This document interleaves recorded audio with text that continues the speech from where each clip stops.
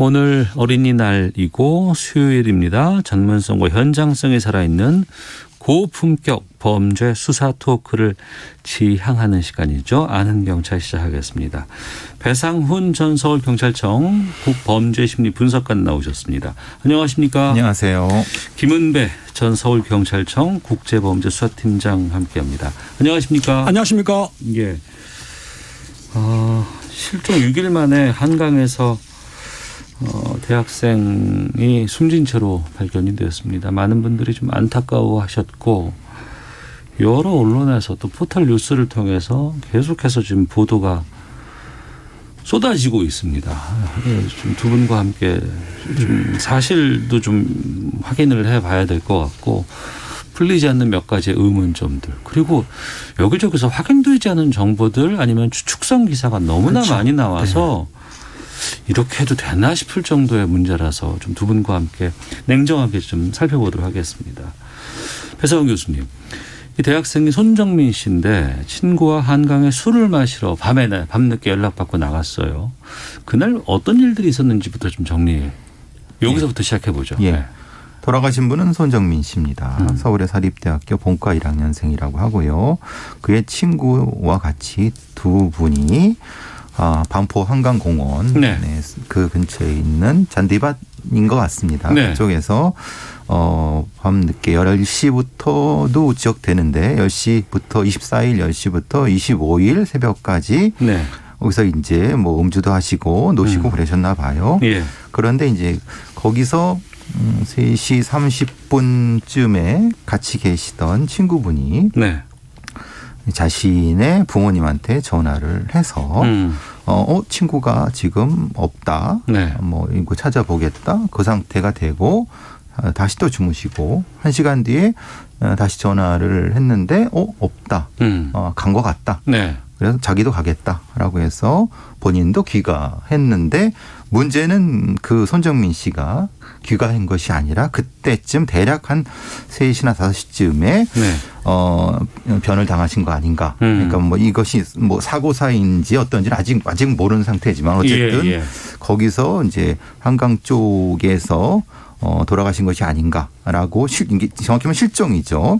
그 뒤에 이제 여러 경찰이나 아니면 가족이 찾고 돌아다니면서 했었는데 6일 뒤 30일 날 시신이 발견돼서 이 부검을 했지만 아직 정확한 부검 결과는 그러니까 1차 구두 부검 소견은 나왔지만 네. 정확한 부검 소견은 조금 있다. 나와야 되는 거고 어쨌든 지금 상황은 손정민 씨의 부친께서 손정민 씨의 사망에 대한 여러 가지 의혹들을 제기하고 계시는 상황이고요. 네. 그 친구분에 대한 여러 가지 의혹점이나 이런 부분은 아직 확인된 바가 아무것도 없습니다. 알겠습니다. 지금 수사 중인 상황이고 다만 여러 가지 의문점 때문에 논란이 되고 있고 오늘 발인을 했습니다. 오늘 발인이 됐고요. 오늘 발인입니다. 네. 예. 그러니까 지금 그 5인 이상 집합 금지에다가 네. 거리두기 때문에 10시 이후에는 식당에서는 음식을 먹을 수가 없잖아요. 네. 그러니까 많은 분들이 한강으로 가서 뭐 335는 안 돼요. 네, 4명 밑으로만 모여서 그냥 뭐 간단히 뭐 술을 먹는다거나 이런 일들은 비일비재한 것 같아요. 현장을 보면. 그리고 젊은 사람들이 뭐 새벽까지 뭐 했다고 하니까 거기까지는 별 문제가 없고 근데 이제 아들이 안 들어온 거 아니에요. 그렇죠. 아들이 안 들어왔고 계속 찾다 보니 6일 뒤에 이제 싸늘한 주검으로 돌아왔는데 아버지가 지금 계속해서 아들의 사망에 대해서 여러 가지 의혹을 제기하고 있다고 하는데 구체적으로 어떤 부분들입니까? 그렇죠. 지금 그 사망한 채로 발견한 손모 씨의 부친이 지금 여러 가지 의혹을 제기하고 있는데 다시 한번 말씀드리자면은 24일 날 10시 반 40분쯤에 만나가지고 편의점 가가지고 그 한강에 가서 두 사람이 술을 마셨어요. 친구랑 같이 마시고 같이 있던 거는 3시 반까지 확인이 됩니다. 목격자가 3시 있어요. 반까지는 확인이 돼요. 예. 그런데 3시 반부터 다시 반까지 2시간 사이에 2시간 사이. 네, 2시간 사이에 지금 사망하신 분 손모 씨가 어떻게 됐는지 모르지만 실종이 됐어요. 그 당시에는. 실종이 됐는데 실종되니까는 그 손모 씨 부가 실종 전단도 만들어 해가지고 찾았는데 불행하게도 말씀드린 대로 30일 날 30일 날 한 오후 3시 한 50분경에 그 잠실대교 보면 그 저기 한강 그 수상 택시 그 부근의 수중에서 사체를 발견이 됐습니다. 그런데 네. 문제는 예. 사체를 발견이 되는데 보니까 이 뒤 귓몇 왼쪽 뒤쪽에 상처가 깊게 pen 게 2가지가 있었어요. 그리고 그 입안의 뺨 쪽 안에 근육이 파열돼 있었는데 그것도 이제 그 손모 씨 부모님은 의혹을 제기하는 건데 네. 중요한 거는 그 당시에 휴대폰이 그 손모 씨의 휴대폰으로 그 지금 친구 있잖아요. 네. 친구가 전화기를 가져왔어요. 무슨 말이냐면 3시 반까지는 친구가 자기 휴대폰 아이폰으로 자기 부모한테 전화를 했었는데 그 후로 4시 반에 깨어난 뒤에 친구가 없어졌다 그런 다음에 자기 혼자서 택시를 타고 집에 왔는데 네. 그 당시에는 자기 주머니에 자기 휴대폰이 아니고 그 손모 씨의 갤럭시 폰이 있던 거예요. 예. 그리고 그걸 추궁했더니 뭐라고 했냐면은 그 손모 씨가 2시부터 3시 사이에 술 먹고 일어나서 뛰어가다가 넘어졌다 굴렀다. 그래서 자기가 그걸 일으키면서 자기의 신발이 흙이 묻었기 때문에 신발이 흙이 묻었다 그랬더니 그 손모 씨 아버지가 신발도 보자 그랬어요. 그랬더니 그 친구 아버지가 신발은 버렸다. 아버지가요? 친구의 네. 아버지가? 친구의 아버지가 그 신발 버린 거는 친구의 어머니가 버렸는데 네네. 전화 통화한 거는 그 친구의 아버지가 하는 말이 신발은 버렸다. 네. 아니 신발을 빨았으면 되는데 왜 버렸느냐. 거기에 무슨 증거가 있는 거 아니냐. 그러니까 손모 씨 아버지는 증거를 훼손한 거다. 네네. 이렇게 보는 거예요. 그러니까 중요한 거는 지금 둘이 같이 갔는데 친구는 돌아왔고 예. 자기 아들은 사망을 했는데 그 당시에 미리 연락도 안 해주고 찾는 것도 그리고 신발도 바꿨고 네. 옷도 바꿔 입었고 뒷머리 상처도 있고 여러 가지로 정황을 봐서는 본인 주장에 의하면 타살한 게 맞다고 주장하는데 네. 아직까지 경찰에서는 지금 부검 중이지 않습니까? 그러니까 확실한 원인 규명이 나온 건 아닙니다. 이게 부검 중인 건 아니고요. 네. 그러니까 유감 부검은 다 끝났습니다. 네네. 문제는 왜 2주나 3주가 걸리냐면은 독극물 검사를 합니다. 약독물 검사를 합니다. 예, 그러니까 약독물 검사의 결과는 한 열흘 정도 걸리기 때문에 네. 일단 정밀한 1차 부검, 2차 정밀 부검을 했을 때는 그 부검이가 육안으로 혹은 그 다른 어떤 미세 현미경으로도 이 상처나 이런 것들을 찾습니다. 온몸 전체를 찾습니다. 네네. 그러니까 상처가 다른 게 있는가, 타박상이 있는가를 다 찾고 네. 그 결과와 약독물 검사를 합쳐야지 최종 보고서가 나오기 때문에 되는데 일단은 몸의 육안이라든가 이런 시선으로 볼 수 있는 건 다 찾았고 그 네. 결과를 이제 한 일주일 뒤에 발표를 할 것이고 그리고 나서 지금은 저기 장례를 치른 것은 이제 인도가 됐기 때문에 그런 것이고요. 그러니까 의혹점들은 크게는 2가지입니다. 예. 크게는 그 친구분과 친구분 가족의 미심쩍은 행동. 이거는 저기 손정민 씨 부친의 주장입니다. 예. 의심쩍은 행동에 대한 해명을 요구하는데 해명이 없다. 네. 첫 번째. 두 번째 부분은 아까 지금 말씀드린 것처럼 갤럭시 폰과 아이폰이 바뀌게 된 경위에 대한 설명이 부족하다. 예, 맞습니다. 그렇죠? 예. 그 경위가 왜냐하면 당시에 마주쳤는데도 불구하고 손에 쥐고 있음에도 불구하고 왜 얘기를 안 했고 전화를 안 해줬던가에 대한 의문을 부친께서 하시는 겁니다. 크게 2가지가 핵심적인 부분인 거고 네. 나머지 여러 가지 지금 인터넷상에 나오는 건 거의 대부분은 다 낭설입니다. 그 부분인데 첫 번째로는 이게 실종 단계에서부터 여기저기서 제보 같은 것들이 계속 나오고 또 댓글에 보면은 많은 사람들이 누가 그랬대요, 누가 저랬대요, CCTV에 3명이 막 달려간답니다, 막 이런 얘기가 나왔고 그걸 또 기사들이 막 올라와요. 근데 나중에 확인해 보면 그건 사실이 아니라고 판정이 나면 그건 또 사실이 아니라는 걸 또 단독으로 또 붙고 이 상황이 좀 너무나 혼란스러워서 그 3명 얘기는 확인이 됐습니다. 뭔 말이냐면은 동네 친구들 네. 고등학생 1명하고 중학생 2명이 같이 술을 마셨던 것 같아요. 그 내용이고 아까 이제 교수님 얘기했는데 처음에 이제 경찰들이 충원해가지고 사체 시신을 발견하게 되면 검시를 하거든요. 예. 검시가 외관상으로 이제 보는 거예요. 상처 그때 이제 발견한 거예요. 상처를 발견했고 그 정확한 내용을 해서 부검을 하는데 알다시피 실족사라든지 아니면 타살했던 간에 사망한 뒤에 물에 빠지게 되면은 이 폐라든지 기도에 프랑클린이 들어가는데 그것도 확인할 거예요. 그러니까 이 사실 그 손모 씨가 기 사망한 상태에서 물에 빠졌느냐 네. 아니면 살아있는 상태에서 물에 빠졌느냐는 부검하면 나올 거고요. 아까 말씀대로 약독국물도 당연히 나오는 거고 예. 그리고 또 혹시 그분이 이제 피해 당했을 때 살아있을 때 상처가 라면은 생체 반응이 있거든요. 그러니까 살아있는 물체는 때리면 멍이 든다든지 네. 피가 많이 흐르지 않습니까? 혈관이 파열되니까. 근데 사망한 뒤에는 멍 같은 거 생기지도 않고 혈이 흘리지 않거든요. 그러니까 여러 가지를 해야 되는데 불행하게도 그 시신이 6일 만에 발견이 됐기 때문에 좀 물속이라 또 부패가 됐기 때문에 얼마나 정확하게 부검한 결과가 나올지는 조금 미스긴 한데 그래도 우리나라 국가수가 세계 최고 아닙니까? 그러다 보니까 사망 원인 대해서는 어느 정도 밝혀내지 않을까 싶어요. 그리고 손정민 씨의 휴대전화는 친구가 갖고 있었고. 그렇죠.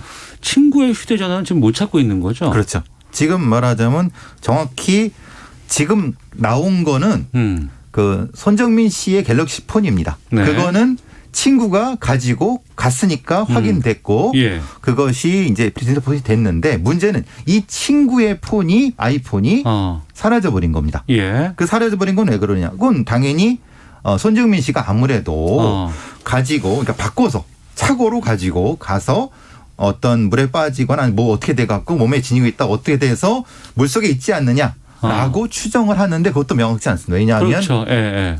왜냐하면 그 아이폰에 설치된 앱의 위치 정보 자체가 한강 어느 쪽에서 발견이 됐는데 문제는 그 반경이 너무 넓습니다. 그러니까 왜냐하면 기지국 관련된 부분도 있으니까 네. 그거 또 낭설이 되는 겁니다. 왜냐하면 그게 그 북쪽에서 발견되냐 남쪽에서 발견되냐 이런 것 때문에 문제가 되지만 그것은 위치 정보의 정확한 정보가 아니고 앱을 통한 위치 정보이기 때문에 정확한 것은 찾아봐야 되는데 문제는 그게 실물이 없기 때문에 할 수 없다. 그러니까 그냥 추정할 뿐이다. 그래서 저기 다른 형태의 당시에 주차돼 있던 차들의 블랙박스부터 시작해서 주변에 있는 블랙박스를 다 뒤져갖고 지금 찾고 있습니다. 경찰에서. 그 지금 말씀하신 휴대폰 아이폰 관계 같은 경우에 사실은 우리가 단말기를 추적해가지고 어느 정도 위치는 파악이 되거든요. 예. 그러니까 지금 언론에서 말하는 거는 강북 쪽에 수상 택시장 부근이라고 하는데 강 건너편에. 건너편 강북에. 근데 5시 반부터 7시까지 전화를 계속 걸었어요. 근데 신호는 가는데 신호가 가는데 받지 않았던 거예요. 그럼 전화기는 살아 있었는데 불행하게도 7시쯤에 전원이 꺼져버렸어. 배터리가 나간 거죠. 그 배터리 나는 이유는 추적이 안 됩니다. 그러니까 그 7시 전까지는 강북의 모상 택시 정류장 부근이라고만 나왔지만 정확한 정서가 안 나오기 때문에 찾지를 못했고 또 누가 또 뭐 근방에서 빨간 아이폰을 주워가지고 어제 뭐 단독으로 계속해서 떴던 게 있었잖아요. 확인해 보니까 그거는 그 친구 거 아니기 때문에 해당이 없었던 거죠. 그건 왜 그러냐면 그 시신을 발견한 민간 구조사 이게 사실은 시신을 발견하게 된 것이 경찰이 한 것이 아니라 민간 구조사분이 발견하신 것 같아요. 그 부분도 지금 계속해서 얘기가 나오는 되죠. 게 아니 경찰이 그렇게 많은 사람들이 투입됐는데 왜 민간 구조사만 그 성과를 내고 아무것도 안 나오느냐 뭐 이런 얘기도 막 나오던데. 이제 논란이 되는 건 그겁니다. 실제로 경찰은 초기에는 가출로 생각을 했고 그러니까 정확한 수사를 초기에는 진행을 못한 건 확실한 것 같습니다. 그런데 이제 문제는 그 뒤에 수사를 하게 되면은 한강이 만약 거기서 무엇인가가 이제 빠졌을 때 시신이 내려가게 되면 어디까지 내려가느냐 아니면 다시 거슬러 오느냐 이것에 어떤 정확한 데이터가 있어야 되는데 불행하게도 우리 경찰엔 그 데이터가 부족합니다.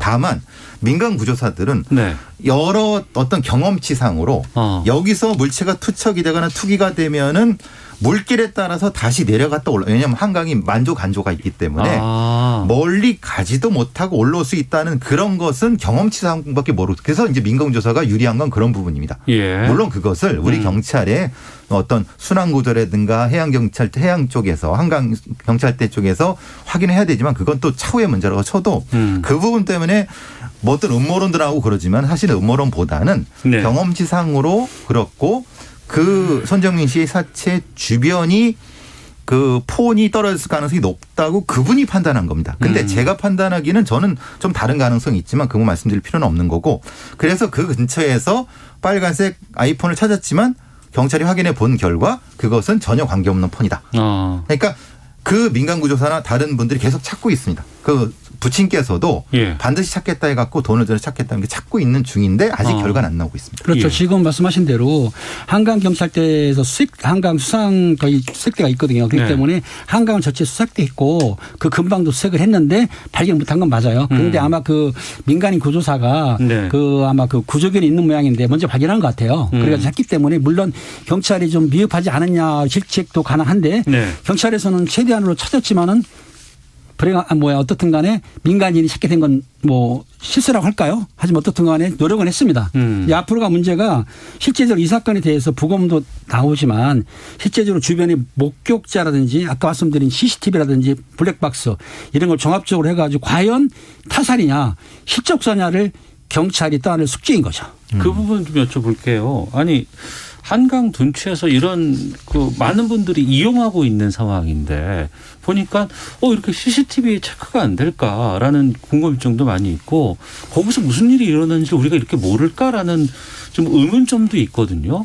그러니까 이제 뭐 오세훈 시장도 그 말씀을 하셨지만은 주변에 1,300대 정도의 CCTV가 있다고 하지만 네. 실제로 이제 관에서 운영하는 거는 해상도가 낮고 민간에서 운영하는 거는 그 지향점이 자기 쪽이죠. 그러니까 건물 쪽인 거지 말하자면. 아, 예. 예. 강 쪽이 아니고. 그렇죠. 건물 관리니까. 예, 예. 근데 관에서 하는 것은 건물 쪽이 아니라 바깥 쪽인데 그게 예. 옛날에 설치된 거라서 이게 해상도가 낮고 그래서 그것 때문에 하고 또 제대로 된 당시에 한 10년 전 때는 소위 말하는 이 행동 동선에 따른 CCTV 설치가 아니라 거점 중심으로 설치라는 겁니다. 아, 이 지역만 항상 그렇죠. 24시간 네. 계속 고정해서 보게 그렇죠. 되고. 근데 이제 최근에 나는 여러 가지 어떤 빅데이터나 AI를 통해서 예. CCTV의 사각지대를 없애기 위해서 이것을 제대로 된 물체가 움직이면 따라간다면서요. 그렇죠. 그런 것도 있고 그것도 있죠. 능동형도 있고 각각을 통합적으로 운영하는 시스템이 도입이 돼서 해야 예. 되는데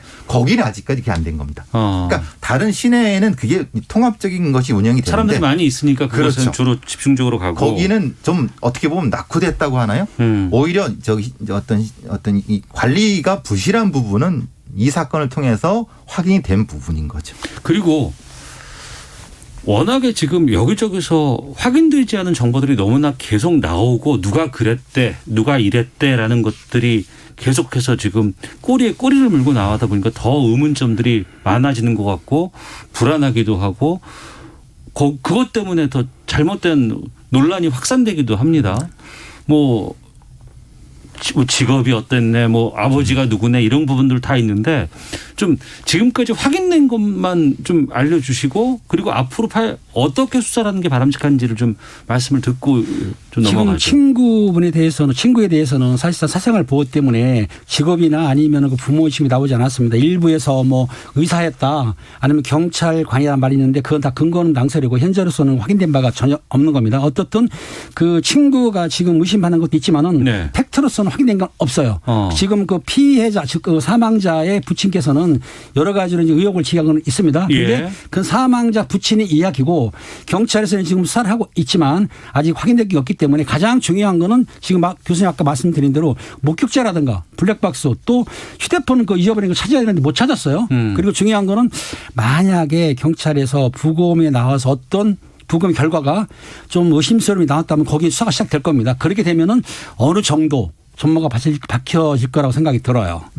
지금 상황에서는 손 씨 부친께서는 이제 문제 제기하는 부분도 연결되지만 어쨌든 그 친구분도 같이 있었던 친구분도 네.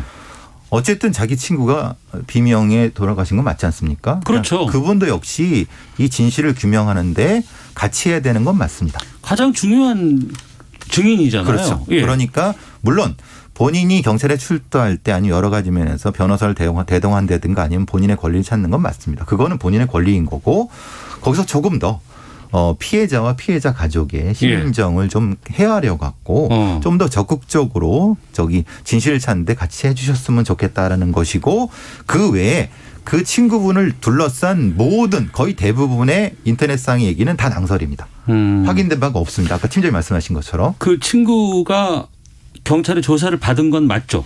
그렇죠. 1차 27일, 조사 받았는데 지금 조사받은 것이 예. 그 참고인 정도지 일부에서 의심하는 대로 피의자는 절대로 아닙니다. 예, 그러니까 예. 그 내용에 대해서 설명을 받았죠. 그리고 1차, 2차 최면 수사도 했습니다. 그런데 결과적으로 최면 수사에서는 나온 게 없었어요. 그러니까 본인이 27일, 29일 날 예. 행적을 찾기 위한 최면 수사입니다.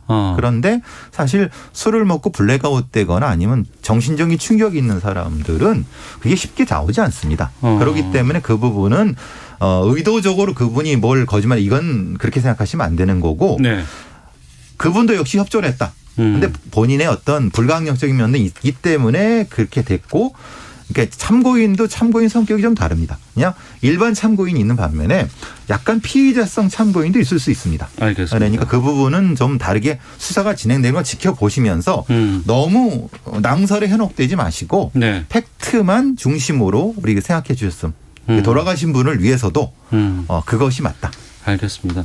많은 분들께서 관심을 갖고 있는 사건이고 또 의혹도 너무나 좀 많이 있는 것이 현실이기 때문에 이건 진짜 진실이 무엇인지를 확실하게 수사를 그렇죠. 통해서 가려내야 됩니다. 그렇지 않으면 계속해서 이것은 얘기가 나올 수밖에 없는 부분이기 때문에요.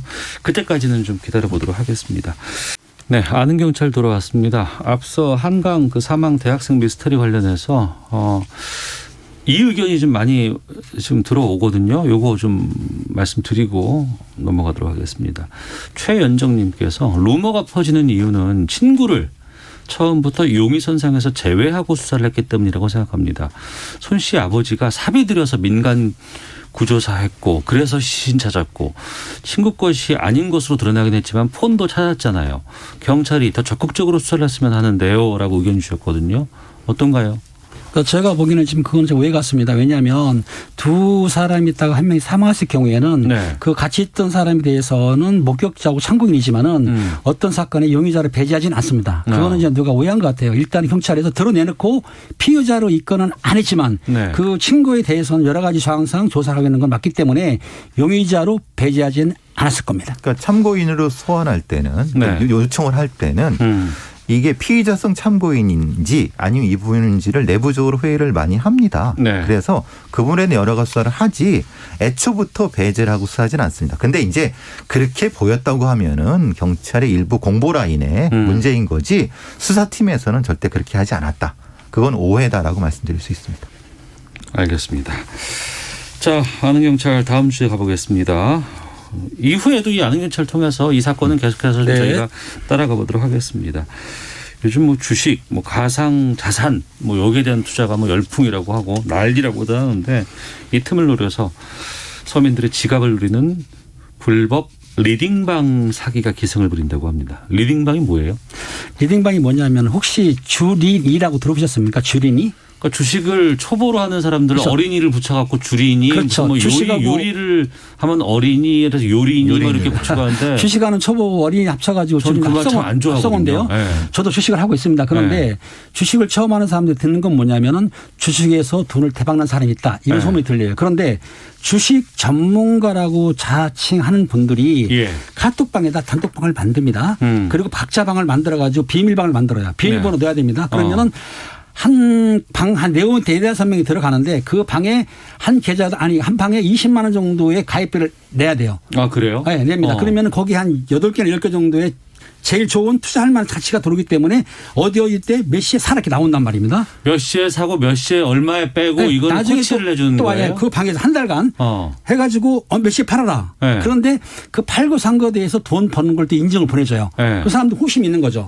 한 달 동안 투자하는데 번 사람도 있습니다. 네. 근데 문제는 그 리딩방에 있는 리딩방장들이 주가를 조작할 수도 있고 네. 엉뚱한 걸 투자할 수도 있고 이거는 한 달에 한 번씩 비밀번호를 바꿔요. 비밀번호 한 달 주고 또 바꾸고 하는데 처음 초보자들이 그걸 믿고 들어갔다가 손실을 보는 상황이 상당히 많습니다. 그러니까 지금 이제 리딩방 자체에 참여하시는 분들이 많이 있는데요. 네. 거기에 그걸 개설하는 사람들은 그 대부분 사기꾼이라고 생각하시면 되는 거고요. 네. 거기에 들어가서 뭐가 있으니까 사라라고 하면 주가 조작에 이용되는 겁니다. 왜냐하면 네네. A라는 종목을 찍어요. 그러면 개미들을 봐갖고 사게 만들면 당연히 주가가 올라가겠죠. 올라가죠. 예. 그럼 거기 있는 사람들은 그걸 주도하는 사람들은 그때 뭘 할까요? 팔겠죠. 당연히 그렇겠죠. 예, 그럼 예. 그 돈은 누구 돈이죠? 거기에 참여하는 사람 돈입니다. 그러니까요. 그게 리딩방의 실체이고 네. 100에 99은 대부분 그렇고요. 그래도 뭐 건전하게 여러 가지 해준 사람들은 1% 2% 미만이라고 합니다. 네네. 대부분은 이거 자체가 리딩방 자체가 주가 조작 시세 조작에 이용될 수 있다고 본인이 거기 참여하는 것 자체가 이용될 수 있다는 생각을 하셔야 됩니다. 개미분들. 이거 불법 아니에요? 리딩방 자체는 정보를 제공하게 되는 것에 대해서는 불법이 아니거든요. 불특정 다수인한테. 네. 그런데 1대1로 투자를 권유하려고 그러면은 이거는 불법이죠. 근데 하지만 그렇게는 안 하고 있어요. 제 친구도 하고 있는데 보니까 실제적으로 그 단체방을 보니까 거기에 내가 이번에 모여서 600을 벌었네. 액수까지 올려놓습니다. 네. 인정해가지고 그다음에 커피까지도 사더라고요. 딴 사람들이. 그런 거 본 사람들 보게 되면 나도 혹했는데 안 들어갔죠. 어떻든 간에 그렇게 하는데 네. 정보만 제공하는 모르지만 투자 매매라든지 중개라든지 알선은 당연히 자본시장법에서 불법이죠. 공짜가 어디 있어요. 그리고 수익이 나는 걸 그거 누가 기본적인 하겠습니까? 사기 수법은 이겁니다. 밑밥 깔기가 먼저입니다. 그렇겠죠. 네. 밑밥 깔기 할 때 가장 화려한 걸 보여줍니다. 네. 그 당시 그리고 뭔가 약간의 떡밥을 던져줍니다. 그걸 물어버리게 되죠. 나 리딩방에 투자했고 내가 돈 얼마 벌었는 줄 알아? 그렇죠. 저쪽에서 얼마 벌었대라고 하면 다들 호기심 갈 거 아니에요. 아니 그게 아니고 네. 단체방에 네. 그 벌은 내역 있지 않습니까? 네. 주식에서 네. 그걸 찍어가지고 인증을 올려요. 그거 어떻게 믿어요? 데이터로. 그렇죠. 그러니까 사람들이 믿을 수밖에 없죠. 데이터가 있으니까. 근데 그것은 100명 중에 1명이 그렇죠. 성공한 걸 올리는 거죠. 그러니까요. 근데 네. 그 100명이 성공한 건 99명의 희생을 통해 된 거기 때문에 예. 거기에 참여하는 사람들은 그 부분에 대해서 환상을 가지게 되는 거죠. 그 환상이 다음 투자로 이끌어들게 하는 것. 이게 바로 리딩방 사기의 핵심입니다. 그러니까 주식 리딩방 같은 경우에는 앞서서 그냥 투자 권유 같은 건 상관이 없다고 등록된 사람은 그렇죠. 근데 그렇지 않은 경우는 다 문제라고 이제 됐지만 또 요즘에 이 코인 투자가 또 난리인데 이 코인 투자는 법도 없다면서요? 이제 주식이 자본시장법이 있지만 네. 코인은 지금 국가에서 인정을 하지 않습니까? 예, 가상화폐예요. 가상 인정 안 자산. 하니까 예. 인정 안 하니까 예. 어떤 규제가 없는 거죠. 예. 그렇기 때문에 코인 같은 경우에는 사실상 허위 코인이 많지 않습니까? 비트코인이나 이더리움 같은 건 모르지만 나머지 코인들 여러 가지 한 150개가 된다고 하는데 가짜 코인들이 많기 때문에 여기에 따라갔다가는 정말 큰일 납니다. 근데 코인은 자본시장법상의 자산이 아닙니다. 그렇죠. 예. 그렇기 때문에 그거에 대한 뭔가가 문제가 생겨도 보상받을 길도 없는 겁니다. 물론 이제 그 자체를 속였다고 하면 사기로 처벌받을 수 있다고 주장하는 변호사분도 있을 수 있습니다만 네. 그건 판례가 또 나와야 되는 부분이고 절대 사람 말에 속해갖고 함부로 코인 사시고 하는 거 절대 안 됩니다. 네. 그거에 대한 책임은 본인이 다 지셔야 됩니다. 금융당국이 주식 리딩방과 관련해서는 불공정 거래 신고 포상금도 준다면서요? 예, 포상금이 보면은 그 네. 뭐 등급별로 이제 나눠져 있지 않습니까? 등급별로 나눠져 있는데 뭐 1등급 기준액이 25억이라고 한다는 거예요. 상당히 많은 건데 어떻든 이 이유는 뭐냐면은 너무나 많다. 그러니까 코인 리딩방들이 불법을 하는 게 많기 때문에 보상이 큰 거 아닙니까? 그러다 보니까는 그런 것을 발견하거나 아는 사람들은 신고에 달다는 취지로 거액을 줄 수도 있다는 얘기인데 실제적으로 코인해 가지고 돈 번 사람들이 주변에 거의 없어요. 아, 그럼요. 예. 그리고 이거 신고당할 정도의 사기꾼들은 이미 튀었습니다. 아니 자신이 공부해서 자신이 원하는 투자를 하시는 건 저는 얼마든지 환영을 합니다만 그냥 요행을 바라고 그냥 난 돈만 있으니까 난 누구 것만 받고 하면은 다 돈을 벌 거야라고 하는 것들은 그건 아니죠. 예. 그리고 8998님께서 오늘 어린이날인데 듣는 어린이 기분 나쁘겠네요. 요즘 어린이들이 얼마나 많이 알고 있는데 초보라 그래서 주린이 이런 합성어는 안 썼으면 좋겠습니다. 왜냐하면 잘 모르는 걸 어린이 이걸 합성어를 해서 이제 뭐 요린이 주린이 무슨 뭐 여러 가지 얘기를 하는데 아니에요. 요즘 어린이들 모르는 아이들 아닙니다. 우리 어린이들 어린이날 저희가 반성하겠습니다. 아는 경찰 배상훈 김은배 두 분과 함께했습니다. 두 분 말씀 고맙습니다. 예, 감사합니다. 어린이날 축하드립니다.